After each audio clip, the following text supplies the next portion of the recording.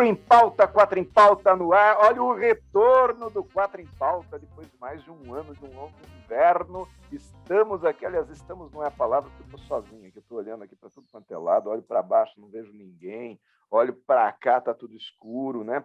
Que coisa é essa? Então, Vinícius, mostra para a gente, acende a luz aí dessa parte de baixo, dessa parte azul, e a gente vê Kleber Ramalho. Seja bem-vindo, Kleber. Olá, Aguinaldo, que prazer voltar com o Quatro em Pauta, participar, contribuir aqui, viu? Estou muito feliz. Muito bom. Agora me diz uma coisa aqui, em cima da sua cabeça, quem que a gente vê? Ju Ferreira. Ô, Ju, que beleza você aqui. Olá, que prazer voltar ao Quatro em Pauta depois desse ano sabático. Muito bom. E aqui na parte de baixo, acende a luz, nós temos o Irineu Toledo, a voz do rádio. Irineu. Vou chamar a dona Irã. Vocês pensam que nós fomos embora, nós enganemos vocês. Fizemos que fomos e voltemos.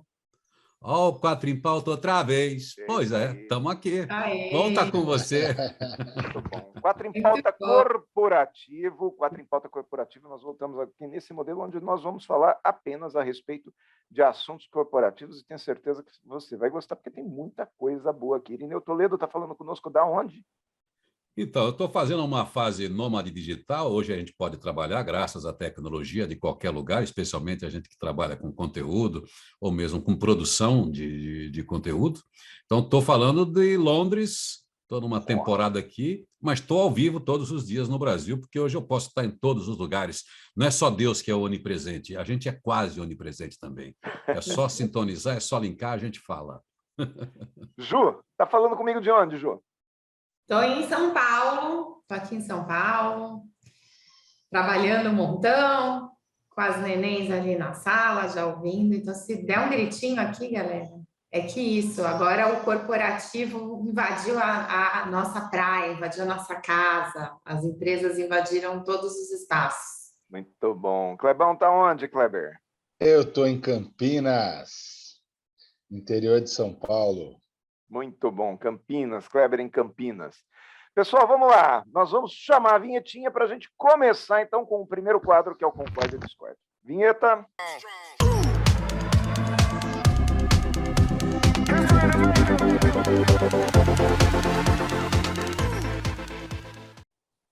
Concordo e discordo aqui no Quatro em Pauta de hoje. O primeiro assunto vai ser a respeito de uma coisa que ajuda muita gente, mas também incomoda muita gente. Tipo o elefantinho lá, né?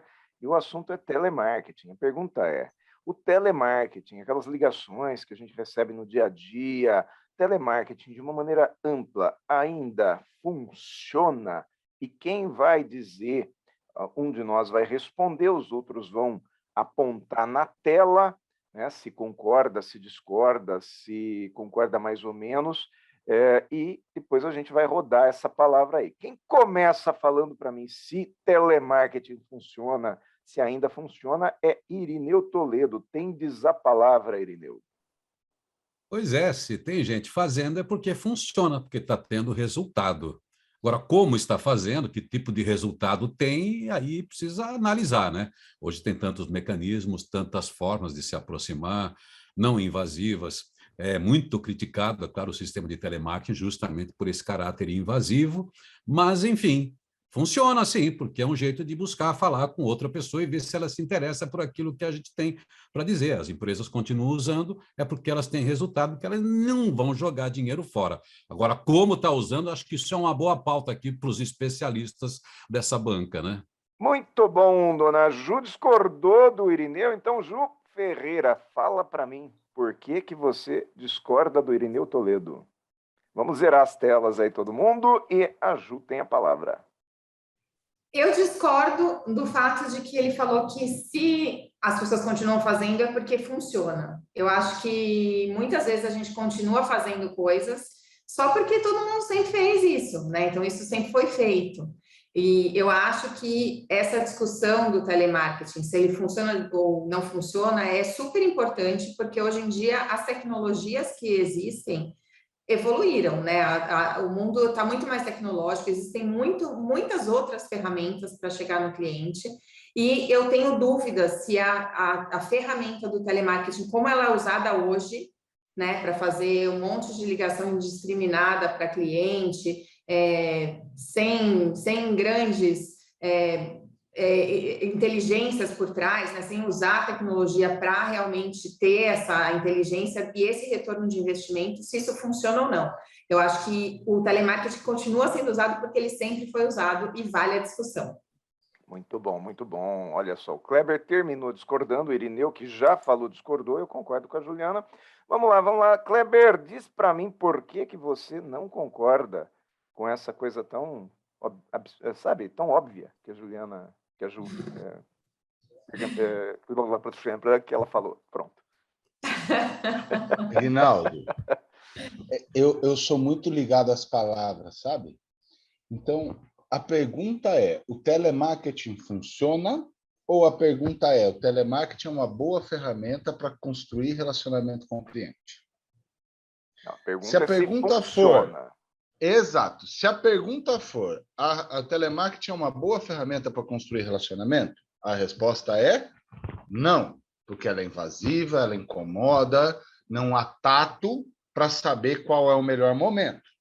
Agora, se é uma ferramenta que funciona, sim, funciona, para onde for. Se você for para a área comercial, ela funciona porque ela dá escala em prospecção. Existem ferramentas e metodologias que direcionam e provam que geram ainda mais resultado. As melhores práticas comerciais de criar escala é feita através do telemarketing, numa ferramenta chamada SDR, que é de pré-venda. Quando você vai para o setor de cobrança, por exemplo, o cara diz, bicho, um cara que está endividado, ele paga quem incomoda mais. O primeiro que ele põe na lista para pagar é aquele que incomoda mais. E adivinha como é que ele te incomoda? Fazendo uma ligação sequencial atrás da outra. Esqueça de pagar o boleto da sua operadora de celular para você ver o sequencial de ligação que você recebe. Entende? Então, o telemarketing, de modo geral, é uma ferramenta que funciona. Ponto. Irineu, se posicione na tela. O Irineu concordou, muito bom. Bom, vamos virar a tela que eu vou dar a minha posição. E eu vou começar dando a minha posição dizendo para vocês que, quando eu falo da palavra funciona, eu também gosto muito de pensar nas palavras, né? O que é funcionar? Funcionar, para mim, é resultado final. Nós, no passado, tínhamos uma coisa chamada marketing de acesso. O que era o marketing de acesso? Você pedia acesso para as pessoas através de indicações. Então, a indicação fazia com que nós entrássemos em contato com as pessoas e falava, olha, fulano de tal, estou te ligando por indicação do Irineu Toledo. Todo mundo abria a porta quando falava que estava ligando em função de uma indicação do Irineu. Hoje, com a Bina, com o celular, com toda essa mudança de tecnologia, eu não chego a falar com as pessoas. Eu entro em contato e quando a pessoa percebe que é um robô, que é uma voz um pouquinho diferente, que é um número desconhecido, ela nem atende. Ou ela atende e desliga. Não dá tempo de dizer que foi por indicação do Irineu Toledo. E eu acredito que as empresas que insistem em fazer o telemarketing, elas acabam tendo um resultado muito mais negativo do que positivo. Aí eu tenho uma ressalva. E quando eu falo mais negativo do que positivo, porque elas incomodam mais do que trazem resultados positivos para ela, né? Eu tenho uma ressalva que é o corporativo, porque quando você faz isso no corporativo, existem algumas regrinhas, que nem o Kleber fala do SDR, é muito bacana, né? Existem algumas ferramentas hoje de telemarketing que elas permitem que a gente tenha um controle muito maior de para quem já ligou, como já ligou, o que falou, para não falar a mesma coisa de novo, para não ligar 2 vezes para a mesma pessoa, para não ligar em horários, inconvenientes. Mas aí eu estou falando do corporativo. Porque quando se fala da pessoa física, em casa, lá dentro de casa, no seu celular pessoal, qualquer horário é inconveniente. Eu acredito que existam hoje outras ferramentas de prospecção que podem funcionar melhor. Muito bom. Olha, a gente vai fazer mais uma rodadinha. Eu vi que o Irineu e a Ju concordaram comigo, porque eles torcem pelo mesmo time que eu, e o Kleber, que é um cara que não entende nada de futebol e torce para um time que nem deveria ter torcida, né? Olha o que acontece, né? Então, vamos lá. Só que é a maior delas, né? Bom, mas se mais torcida... Nem deveria ter, mas é a maior delas. E torcida significasse alguma coisa, China seria campeã do mundo, né? Não, mas tem outra coisa também, eu fico pensando, né? Bom, isso eu não vou falar, vai deixar para lá. Irineu, vamos zerar a tela, Irineu. Irineu, eu quero saber o seguinte. Vamos deixar o Kleber falar agora, porque o Kleber discordou daquilo que eu estava dizendo. Por que você discorda de mim, Kleber? Eu discordo, Aguinaldo, porque é o seguinte, quando você... Eu já discordei do Kleber aqui de cara, já. Ele começou a falar, discordei. Não, brincadeira. Quando você diz que incomoda a pessoa física, o resultado é mais negativo do que positivo, pode ser que em médio e longo prazo essa empresa precise criar uma ferramenta de construção de relacionamento para corrigir pequenas falhas que o telemarketing pode gerar no relacionamento, sendo bem específico. Só que, me conta uma coisa, quantas vezes você trocou a operadora de celular porque os caras ficam te incomodando? Eu falo isso porque são os caras que mais ligam, tá? Estou usando elas porque são os caras que mais ligam para a gente. Tudo bem? Então, acho que ela é um bom exemplo para a gente fazer. Quantas vezes você trocou a operadora de celular? Ai, ficou tão chateado, esse cara fica me incomodando, eu vou lá na loja lá e vou trocar a operadora de celular e você me trocou. Então, na prática, funciona. Funciona. Porque você não trocou, você continua com a mesma operadora. Não trocou porque não tem opção de troca. Opa, tem sim. Como não tem? A outra também faz. Uai. Isso é verdade. A outra também faz. E adivinha por que elas fazem? Responde a pergunta, por isso que eu discordo. Elas fazem porque funciona. Que é a origem da pergunta. Olha, que eu não tenho mais palavra, mas eu vou botar um desconcordo bem grande aqui. Você tem mais palavras? Tem mais uma. Não posso mais falar. Posso? Pode. Não, mas agora quem tem que falar são vocês. Ó. Vocês dois discordaram dele também. E eu espero que algum de vocês fale aquilo que está aqui na minha garganta para eu falar. Vai lá, Ju Ferreira. Irineu, zero a tela.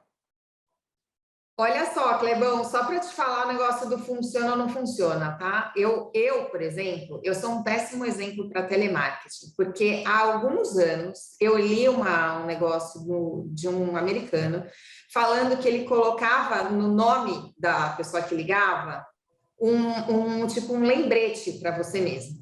Então, hoje, se a minha operadora me liga, aparece beba água, ou então, tipo assim, sorria. Tipo, eu pus esse nome. Então, para mim, eu nunca atendo, jamais. E o telemarketing funciona para me lembrar de coisas durante o meu dia. Então, tipo assim, se a minha operadora me ligar, ela só vai ficar me lembrando de tomar água, é isso. Mas o negócio de funciona, eu acho que tem que ter essa pergunta. Funciona para quê? Então, se o negócio incomoda o cliente e faz com que o cliente pode não trocar de celular, mas faz com que o cliente compre mais, de fato, se a operadora... Quantas vezes você comprou um negócio porque a sua operadora te ligou? Eu acho que tem que ter essa pergunta do porquê que você faz isso. Tem outras ferramentas que funcionam mais ou funcionam melhor e que podem trazer mais retorno de investimento para quem está fazendo esse investimento. Fora a questão de trazer um relacionamento melhor e uma experiência melhor para o cliente, para o usuário, e fazer o cliente comprar mais.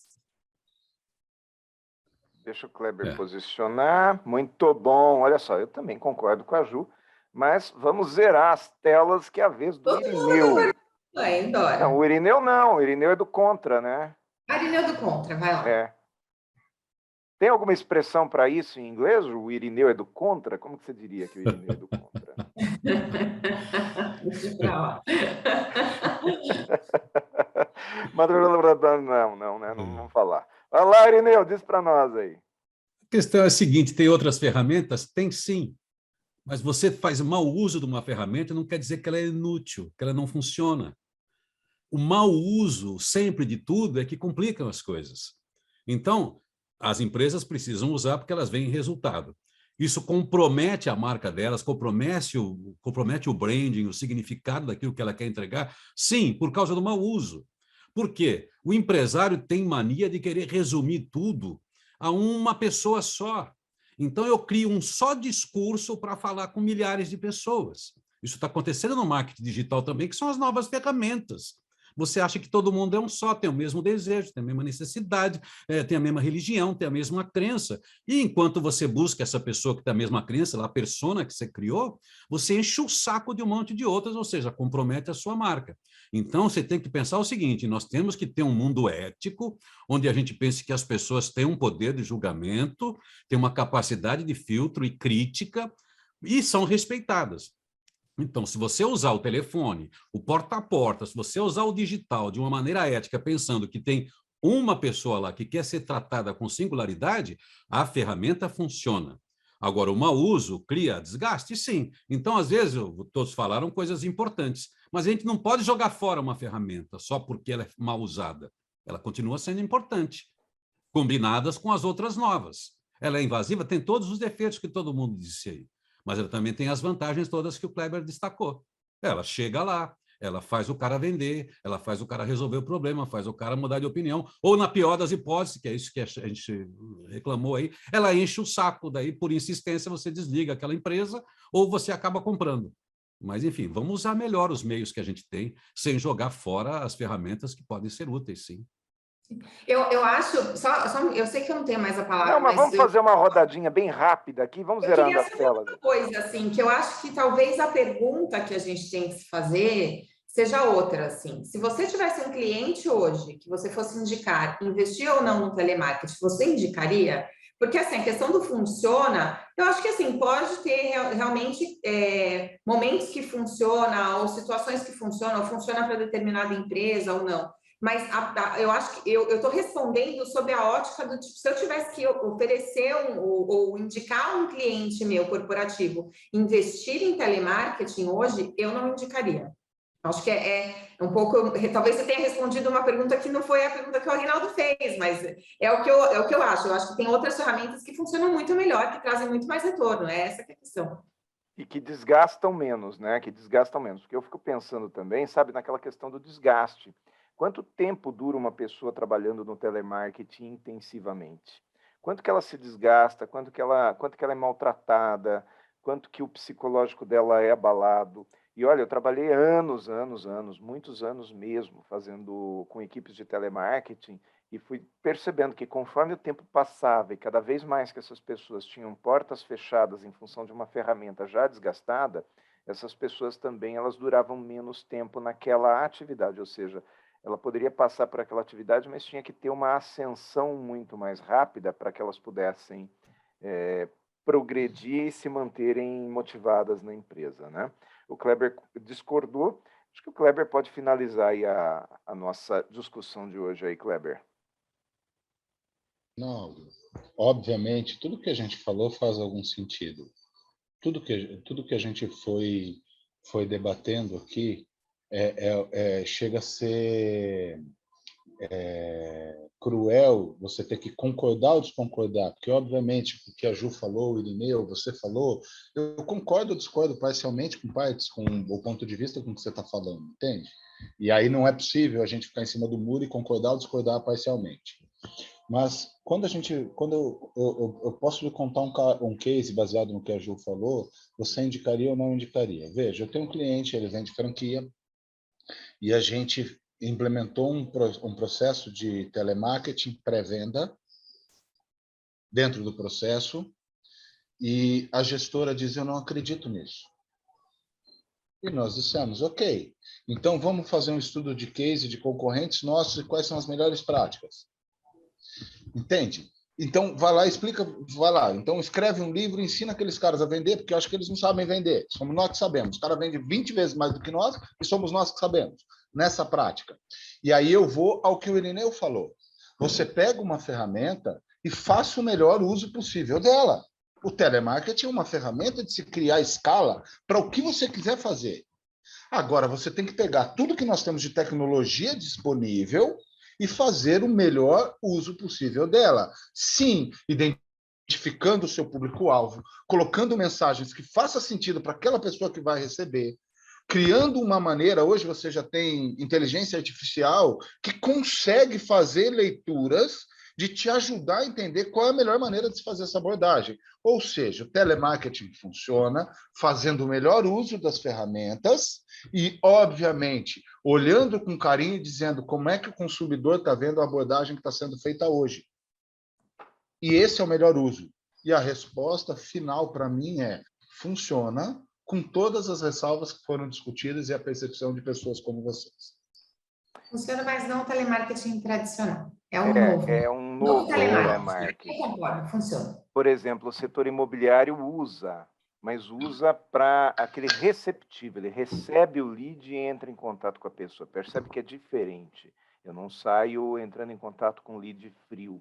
Então, quando começa a entrar em contato com lead frio, é uma coisa que realmente incomoda bastante. Ao contrário disso, quando você entra em contato com aquela pessoa que já se tornou um lead, porque ela se manifestou de alguma maneira, passa a ser bem interessante, sim. Não é o telefone que não funciona. Isso. Posso fazer uma observação em relação, Claro. Inclusive, ao que você falou? E tem a ver com o que o Irineu falou, marketing digital. O setor imobiliário faz muito isso. Você está vendo um empreendimento. Fala, eu quero saber mais. Aí você clica. Aí clica e fala, coloca seus dados. Mas não quer dizer que eu quero receber uma abordagem. Só que para eu ver o que eu quero ver, eu preciso colocar meus dados lá. E aí a pessoa vem e te faz a abordagem. Porque você acabou de se tornar um lead só porque você é curioso. Aí o cara te liga e você diz, cara, na boa, eu só vi por curiosidade e tal, não tem interesse. Ok, tudo bem. Certo? Não me matou ter essa interação, promover essa interação com o cara lá. O problema é se ele voltar a me ligar ou ficar me mandando mensagem. Exatamente, muito bom. Porque aí isso me prova claramente que ele não respeitou aquilo que nós conversamos. Os limites, muito bom, muito bom, muito bom. Pessoal, finalizamos aqui o nosso quadro Concorda e Discorda e a gente vai para mais uma vinhetinha aí. Vinícius, manda a vinheta para nós, Vinícius.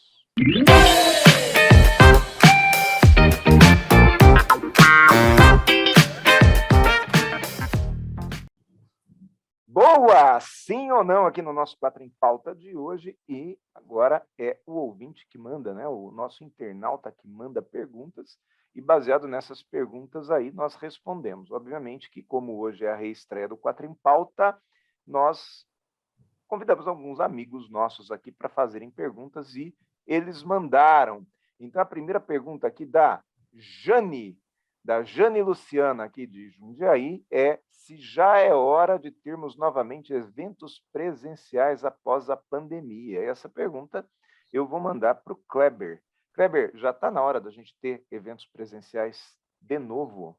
Sim ou não? Vamos nós três colocar na tela aqui e o Kleber vai responder para a gente se sim ou não.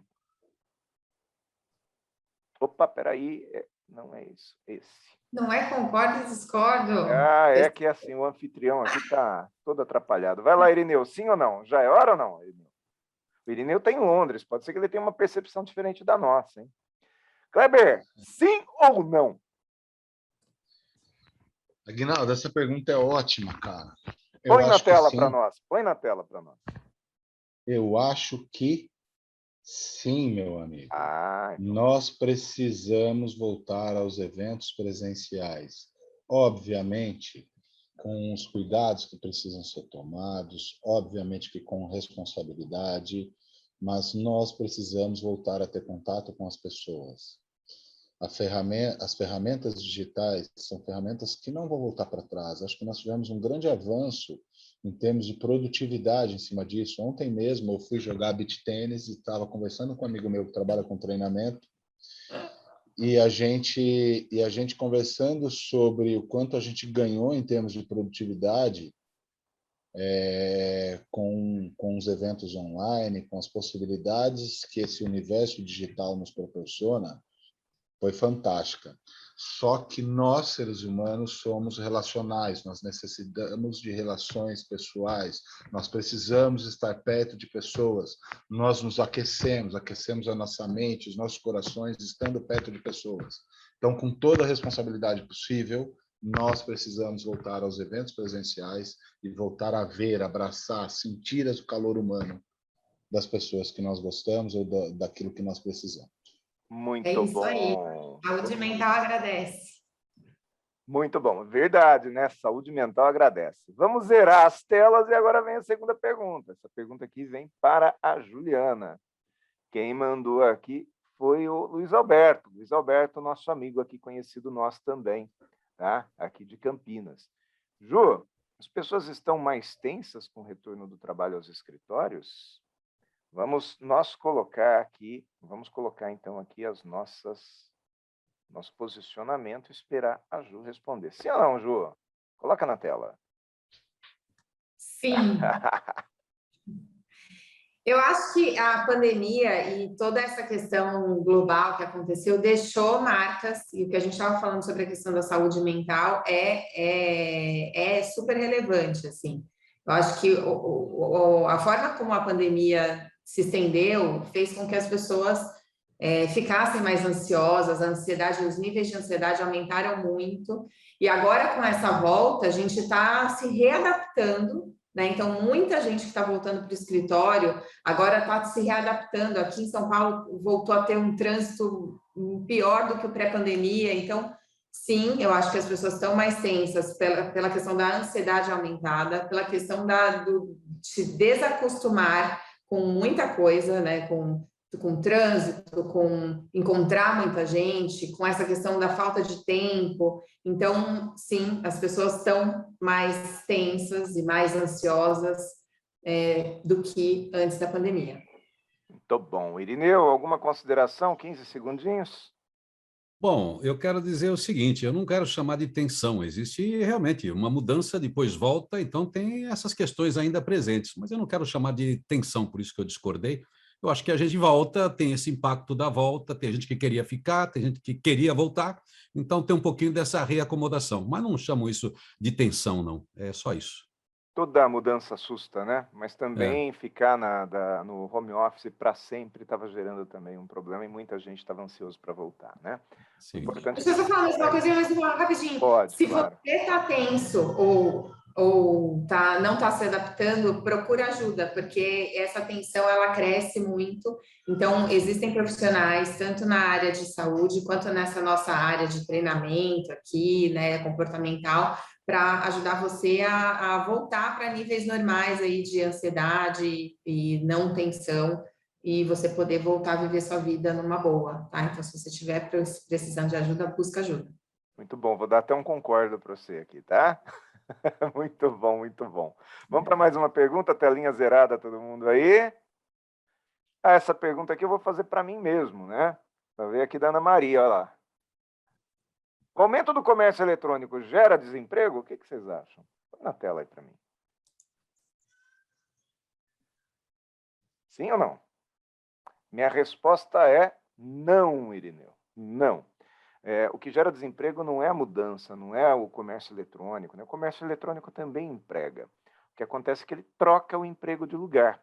Então, aquela pessoa que está engessada no comércio físico, que não aprende, que quando surge uma ferramenta nova, que quando surge alguma coisa nova, como, por exemplo, o comércio eletrônico, ela diz, não, mas eu não gosto de atender no eletrônico, eu não gosto de vender no eletrônico, sabe aquele lojista que fala assim, não aceito isso porque a minha loja tem 60 anos, faz 60 anos que a gente faz desse jeito, e sempre deu certo, e sempre vai dar certo.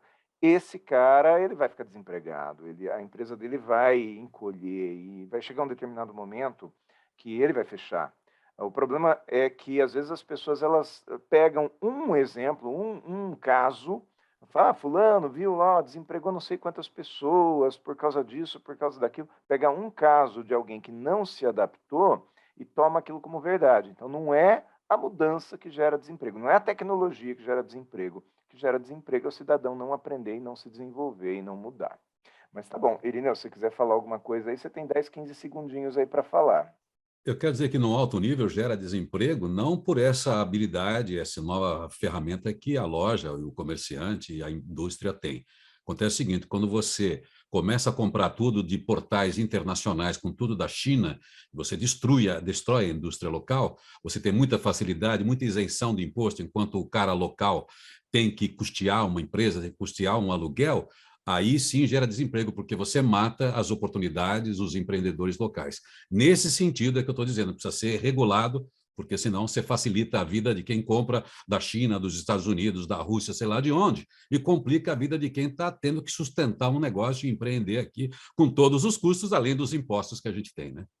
Mas sabe o que eu vejo disso aí? Eu vejo que o empresário local ele precisa saber usar isso a favor dele. Por exemplo, como que é a logística reversa? Como que é a troca quando você compra alguma coisa nesses grandes marketplaces que tem aí? Por exemplo, tem um deles que é hoje o que está fazendo mais sucesso, que se eu recebo um negócio hoje aqui e não gostei, esses dias aconteceu comigo, eu comprei um negócio, não gostei, no mesmo dia eu levei de volta num posto de troca e no dia seguinte estava acreditado no meu cartão de crédito. Quando eu compro do exterior, eu tenho muito mais dificuldade de fazer isso. Só que quem é que sabe? O cidadão sabe que tem essa facilidade tão grande, então precisa ser comunicado ao público para que o público possa fazer a opção de comprar contigo.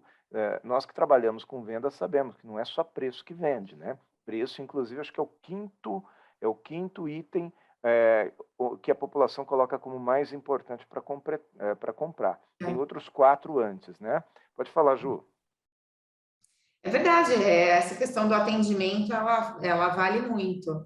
Mas eu entendo o ponto do Irineu, acho que ele tem razão, em certa medida, acho que é a questão dos incentivos fiscais e as grandes empresas estrangeiras matando aí os comércios locais, acontece, pode gerar desemprego, mas na média eu acho que não gera desemprego e tem essa questão de você poder buscar novas formas de atendimento, novas formas de proporcionar uma experiência melhor para o seu cliente, para o seu usuário. Acho que o que você falou tem todo sentido. Só vi uma coisa aqui embaixo. O Kleber mudou de opinião, fez? Não, ele mudou de opinião quando o Irineu falou, porque eu acho que ele concordou com o que o Irineu falou. Exatamente. Não, muito bom. Eu admiro as pessoas que mudam de opinião, embora ele tenha mudado para uma opinião que é contrária à minha, né? Eu estou esperando o dia que ele vai mudar de time também. A grande questão é que você enxergou, você olhou isso para dentro do próprio negócio e o Irineu enxergou isso numa economia macro, né? Sim. Então, eu concordei com você quando você expôs a sua opinião, porque eu acho que ela tem total razão, você sabe disso, a gente conversa sobre isso há muito tempo, mas olhando para a economia de uma maneira macro, o que o Irineu falou faz muito sentido. A única observação que eu poderia colocar aqui, até como forma de contribuir, é que o empresário brasileiro ele precisa amadurecer o seu sistema de gestão para aprender a jogar o jogo do mundo globalizado. Muito bom, perfeito. Porque nós não vamos mudar as regras do Brasil. Vou botar um concordo para você aqui também. Isso aí. Não é mais esse quadro, minha gente. Tá bom, vamos lá, vamos para a última pergunta. Essa última pergunta aqui vai para quem? Vai para o nosso Toledo, nosso Irineu Toledo, direto de Londres. Irineu Toledo, falando de novo em tecnologia, em mudança, olha só, as perguntas estão parecidas aqui. Bancos digitais são a tendência? Para você que fala sobre futurabilidade, né? O Irineu tem esse tema, futurabilidade, por isso que eu resolvi deixar essa última pergunta para ele aqui. Pergunta do Newton Carlos, de Santos, olha só, de Santos. Diz aí, Irineu. No Brasil é mais que tendência. A tendência é muito bem-vinda. A gente esqueceu de colocar, transações. Eu esqueci de colocar aqui, perdão. Vamos lá. Põe na tela, Irineu, se é assim ou não. Vai lá, agora responde. Sim. Hoje é estreia do 4 em Pauta. Então tá. Bom, enfim, além de tendência, como tendência, eu sou muito favorável a essa tendência, a tudo aquilo que vem da tecnologia, tem facilitado a vida, a transação de dinheiro, a possibilidade de fazer a nossa movimentação financeira sem intermediação no banco. No caso do Brasil, é uma liberdade que a gente tem um histórico no Brasil de controle de toda a movimentação financeira de poucos grupos econômicos, ao contrário do que acontece aqui na Europa, que tem muitos bancos, além de muitas cooperativas financeiras, Estados Unidos, que tem trocentos bancos, o Brasil tem 3, 4 grupos que controlam a economia. E pior que esses caras, além de controlar praticamente a economia, eles têm uma grande influência no estabelecimento das políticas econômicas. Por isso que a gente vive o tipo de juros mais altos do planeta, né? Estamos lá no ranking, tipo de coisa que a gente não consegue entender, porque que tudo é tão mais caro no cartão de crédito, o mesmo cartão de crédito que opera no Brasil, tem uma taxa tão mais alta do que opera nos Estados Unidos aqui, e até na Venezuela e Argentina. Então, a gente não entende. Por quê? Tem pouca concorrência. Então, essa coisa digital. No meu caso aqui, até falando em questão própria, quer dizer, eu compro dinheiro aí no banco, o câmbio para viajar. Daí eu paguei uma taxa, o câmbio do dia, mais o IOF. Daí eu estou aqui, eu vou querer passar o meu cartão de crédito, que é mais fácil no metrô, no trem, enfim. Também é uma cotação que você não consegue entender. Aquele IOF que é 0,38, quando eu vou fazer a conta, dá 6%. Então, eu peguei o digital, como você tem várias empresas hoje, você compra no digital, você tem uma discussão, vamos dizer, um valor mediado a todo momento, né, que você está tendo uma mudança, né, no valor de câmbio. Então, eu estou operando daqui a 1 hora, eu posso comprar euro pelo valor de agora e vou pagar a taxa que é legal. E vou depositar para uma conta aqui e vou sacar. Se eu fizesse isso aí, enfim, lá ia 6% mais IOF. Então, quer dizer, o digital, tudo que é digital, dentro de um modelo ético, né, que a gente possa imaginar, favorece, porque você tira o controle de poucas pessoas sobre essa circulação de riqueza. Então, bem-vindo o Banco Digital, está fazendo muito bem para a economia o Banco Digital. Muito bom, muito Mas bom. tá uma super tendência, né? Assim, de não ser mais isso, né? De só poucas empresas. Tem muitas fintechs surgindo, muitos bancos digitais, uma parte as criptomoedas mudaram totalmente o cenário. Daqui a uns 2 anos, se a gente conversar disso, Irineu, acho que não vai ter mais isso aí que você está falando. E a gente precisa ficar de olho, que quem está investindo muito em fintech, são os maiores investidores em fintech, são os bancos. É claro que eles precisam achar o modelo de futurabilidade deles. Como é que é essa tendência ágil? Então, eles têm que aprender isso. Então, eles são os maiores investidores em startups na área de fintechs, né? Então, eles estão pensando nisso, como é que eles sobrevivem, já que eles estão aí há 400 anos, né? Esse mesmo modelo de controle da moeda, o dólar, a libra, sei lá o quê. Eles estão preocupados com isso e eles têm muito poder, né, para controlar isso. Esse jogo eles jogam bem.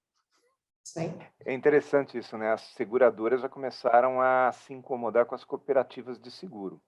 Então, tem muitas seguradoras já mudando seu modelo, já lançando, inclusive, modelos diferentes, Ju, para concorrer com as cooperativas de seguro. O que são cooperativas? São aquelas mensagenzinhas que a gente, às vezes, recebe, sabe? De, olha, faça seu seguro por R$300 por ano. É, hoje, muito inseguro isso, né? É um seguro inseguro. Mas a tendência é que as grandes seguradoras também comecem a desenvolver produtos para concorrer com esse público que está mais voltado para a classe D, vamos dizer assim, né? Então, você vê como que a concorrência faz as grandes empresas se mexerem também, né? Sim. Muito bom, muito bom. A gente vai chegando aqui ao final do quadro, sim ou não. Vamos zerar a tela, que é para a gente poder chamar a vinheta e chamando a vinhetinha para o último quadro, que é a Dica da Semana.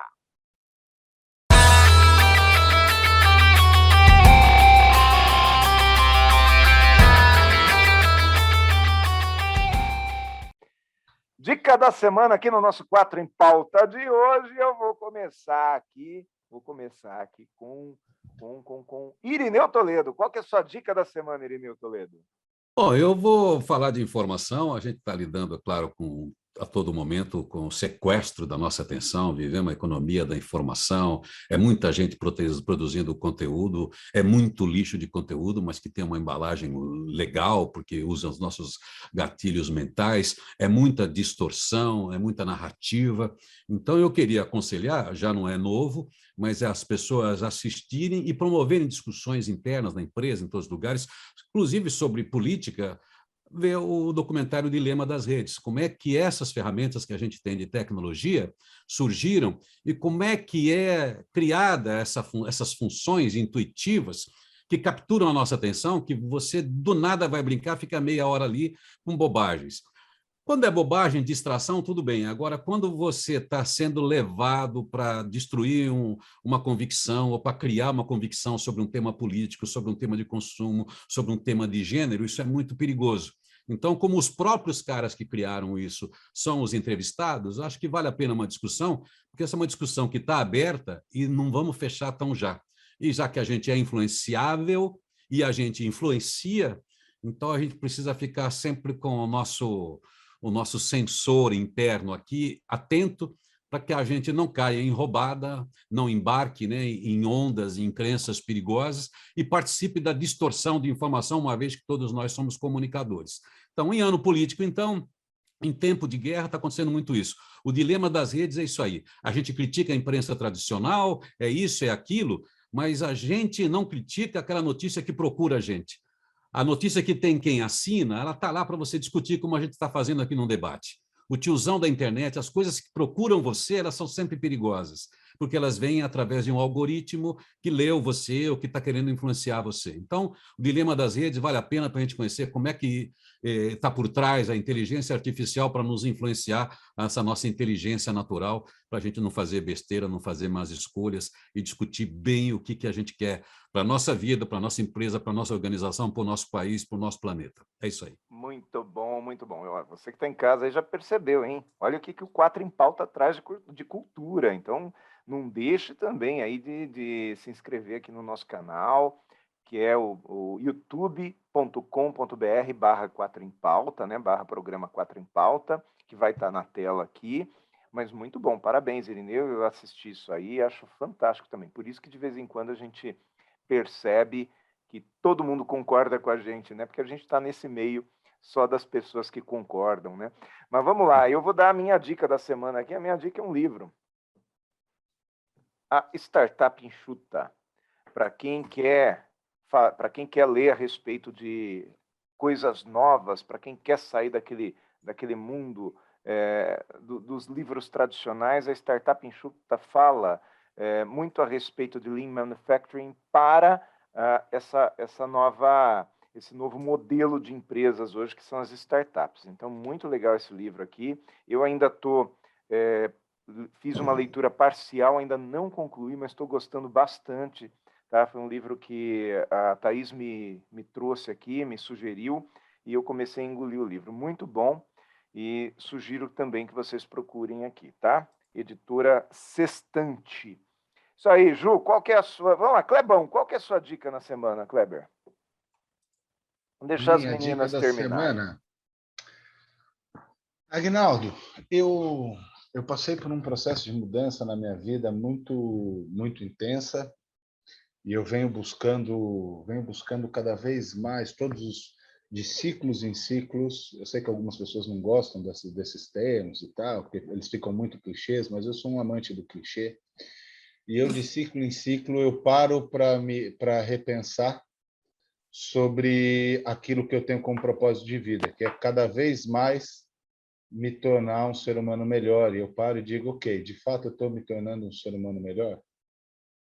Porque eu acho que esse é o propósito. E uma coisa que eu notei que nos atrapalha muito, cara, é uma crença que foi imposta por um padrão social, que é, você separe a sua vida pessoal e da sua vida profissional. E como aqui é o Quatro em Pauta corporativo, eu gostaria de dar uma dica para todas as pessoas que estão nos assistindo. Você não consegue fazer esse exercício. O que você consegue fazer é ter maturidade para lidar com as coisas que estão acontecendo na tua vida. É óbvio que se eu sair de casa e deixar meu filho com uma outra pessoa cuidando, meu filho com febre, eu não vou ser a mesma pessoa no meu ambiente de trabalho.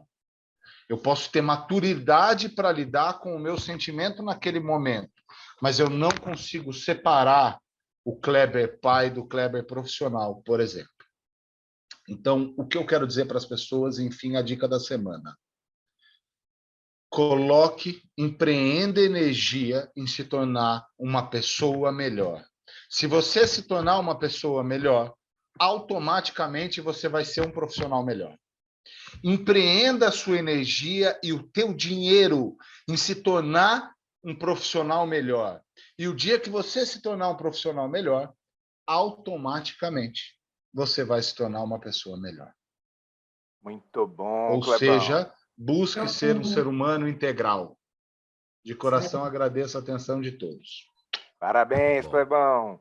Me Vamos, deixou Ju. agora com a batata quente na mão, hein, Fica aí, Guilherme? ó. Descasca essa batata Agora. aí. Depois dessa Descasca. dica, o que eu faço? Não, mas você sabe que o complicado aqui está para mim, né? Você percebe que eu estou cercado de 3 pessoas alto nível aqui, né? E eu quero dizer até para o nosso telespectador aqui que bobo eu não sou nada, né? Você acha que diz que se você não é o mais burrinho da tua turma, você está na turma errada, né? Então eu acho que eu estou na turma certa aí.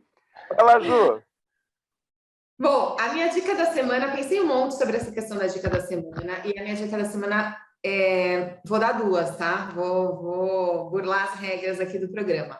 Então, a minha primeira dica é leia, né? Então, esse ano eu fiz uma reflexão, como o Kleber está falando, fez uma reflexão importante sobre como se tornar uma pessoa melhor, como se aproximar do seu propósito, etc.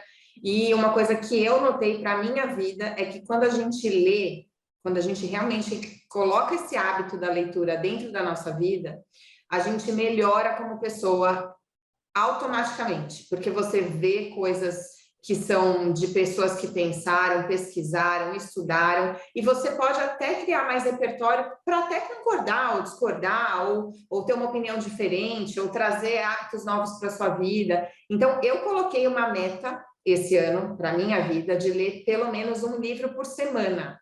Estou nessa meta de um livro por semana. Mas, se você não tem tempo, ou se você não tem, realmente gosta de ler mais devagar, a minha dica é coloque uma meta de leitura, mesmo que ela seja um livro por mês, um livro a cada 2 meses, para você realmente fazer. Porque quando a gente vai deixando, falando assim, não, eu vou ler, a gente vai deixando para depois, e acaba não fazendo. O que me leva à minha dica de livro dessa semana, né? Que a primeira dica é leia, e a segunda dica é esse livro aqui. Calma aí, deixa eu ver se está aparecendo na tela. Que é O Poder dos 5 Segundos, da Mel Robbins, que ela é a autora, e ela também fez uma palestra no TED Talks, que é a 8ª mais assistida no mundo. E esse livro, vou resumir o livro super rápido para vocês em 30 segundos. Esse livro fala sobre o poder de um ritual de inicialização.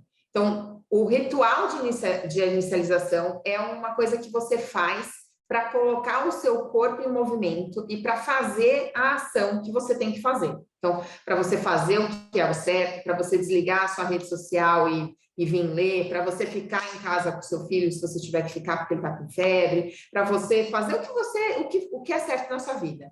Esse ritual é super simples, consiste em contar de 5 até 1 e dizer vamos lá, e aí ir lá fazer. Então, se eu quero começar a ler, por exemplo, eu contaria 5, 4, 3, 2, 1, vamos lá. E aí levanta e vai, não é tipo para você pensar ou para você, né, ficar aqui refletindo. Então, é para colocar o seu corpo em movimento. E aí ela escreve o livro falando sobre as questões científicas, por que isso funciona, como que isso muda a fisiologia do seu cérebro, etc.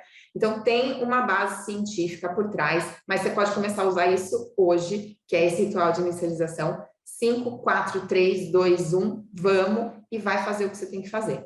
É isso. Muito bom, muito bom. Gente, a gente vai finalizando o nosso programa hoje aqui, mas eu quero fazer um convite a todos os nossos internautas aqui, as pessoas que estão nos acompanhando nessa estreia, que permaneçam nos acompanhando para as próximas semanas também e vão participando do chat com a gente, né? É sempre importante você estar inscrito aqui no nosso canal, que é youtube.com.br/programa 4 em Pauta. Você também pode mandar as suas perguntas, pode mandar os seus comentários aqui para o nosso pauta@4empauta.com.br pelo e-mail. Nas próximas semanas também nós vamos ter outros canais de comunicação. Aqui é importante também que você indique o 4 em Pauta para os seus grupos de amigos. Espero que vocês estejam sempre com a gente e toda quarta-feira, 19 horas, aqui na internet, aqui no nosso YouTube. Esteja com a gente. Irineu Toledo, Kleber Ramalho, Ju Ferreira, muito obrigado por terem participado conosco aqui. Até as próximas semanas, quando a gente volta com 4 em Pauta. Um abração, Ju! Abração! Abraço, Santistas! Isso aí! Muito bom! Olha lá, grande Irineu. Até mais, valeu aí. Muito bom. Clebão. Tchau. Um abraço para vocês todos aí. Falando nisso, cadê o Vinícius? Será que o Vinícius existe? A gente tem um Lombardi aqui no 4 em Pauta. Cadê o Lombardi? Tá aí, Vinícius? Tá aqui. Existe, o Vinícius Tá aqui, existe. Olha lá. Nosso Granzabeck. Abraço, até a próxima semana.